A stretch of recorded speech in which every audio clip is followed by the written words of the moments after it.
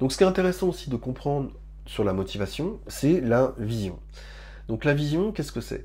C'est-à-dire que les gens, si vous souhaitez motiver une équipe, ça peut être très important, très intéressant, très utile de leur donner une vision. C'est-à-dire que on est aussi porté par des choses qui nous dépassent, on est aussi porté pas simplement par nos motivations primaires ou secondaires, mais également par une vision. Et donc la vision, c'est simplement une image du futur, une représentation de ce que pourrait être le futur si on réussit le projet ou si on réussit à accomplir toutes les activités qu'on a prévu de faire. Donc qu'est-ce qui fait une bonne vision?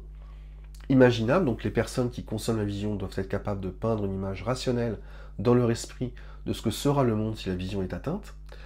Désirable, donc la vision fait appel aux intérêts à long terme de ceux à qui il est demandé de changer. Faisable, la vision doit être réalisable. Focalisée, la vision fournit suffisamment de clarté et permet l'alignement afin de guider les décisions organisationnelles. Flexible, la vision doit fournir suffisamment de directives pour guider, mais pas assez pour restreindre l'initiative individuelle. Et communicable, la vision doit être consommable et compréhensible pour tous ceux qui participent au processus de changement. Et donc tout ça, ça nous vient de John Kotter, qui suggère en outre que si une vision ne peut pas être expliquée en 5 minutes, il a échoué le test de transmissibilité. Voilà, donc une bonne vision, selon John Kotter, elle a ces 6 caractéristiques.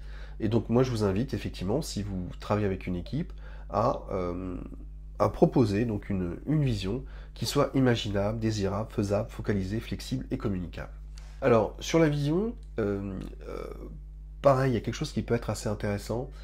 Si vous avez une équipe qui a du mal finalement à travailler ensemble, qui se sent un petit peu... qui ne fait pas corps, hein, qui n'arrive pas vraiment à se projeter, vous pouvez faire un exercice qui constitue à leur faire dessiner l'objectif commun.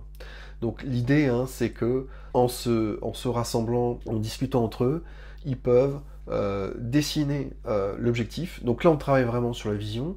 Le fait qu'ils participent à l'exercice, c'est quelque chose qui va leur faire plus apprécier l'objectif final.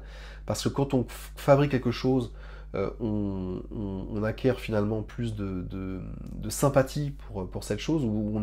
Quand on fabrique quelque chose, on lui donne plus de valeur. Donc ça, c'est l'effet Ikea. Quand on fabrique son meuble chez Ikea, on s'est rendu compte que les gens apportaient beaucoup plus de valeur à un meuble qu'ils ont eux-mêmes construit, plutôt qu'un meuble qu'ils achètent tout fait. Tout simplement parce que le fait de fabriquer le meuble, le fait d'y mettre des efforts, eh bien, ça valorise un peu plus la valeur du meuble pour la personne qui la fabrique. Et donc ça peut être pareil avec une équipe. Faites-leur dessiner l'objectif commun, faites-leur travailler sur la vision, expliquez-leur, voilà, une vision, elle leur répond à ces différents critères, mais mettez-les autour d'un tableau, ou à distance, autour d'un board, et faites-les dessiner l'objectif commun. Il faut que chacun puisse s'exprimer, il faut que chacun puisse discuter entre eux, et le fait d'être rassemblés autour d'un objectif commun, c'est quelque chose aussi qui va souder un peu plus l'équipe, et qui va les aider à travailler ensemble.